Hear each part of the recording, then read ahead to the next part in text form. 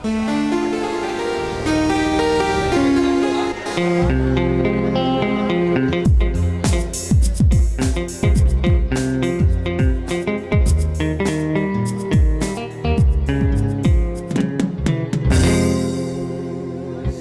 గారు, రాయలసీమ సింహానికి నమస్తే.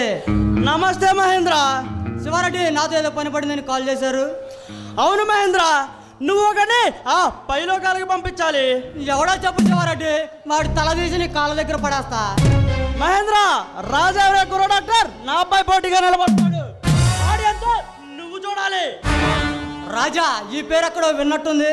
మహేంద్ర, వీడు ఈ పేద ప్రజల గుండెల్లో ఆరాధ్య దైవం. వాడు కానీ నాపై పోటీగా నిలబడితే నాకు పవర్, పలుకుబడి అన్ని తగ్గిపోతాయి. అందుకే వాడి ఆట మనం తొలగించుకోవాలి. శివారెడ్డి, ఆ పని నాకు వదిలే.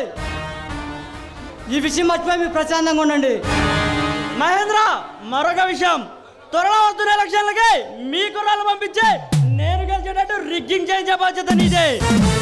శివారెడ్డి, మీరు గెలిచి సీఎం అయితే నాకు హోమ్ మినిస్టర్ పదవి ఇస్తే చాలు. ఓకే మహేంద్ర, నేను సిద్ధం.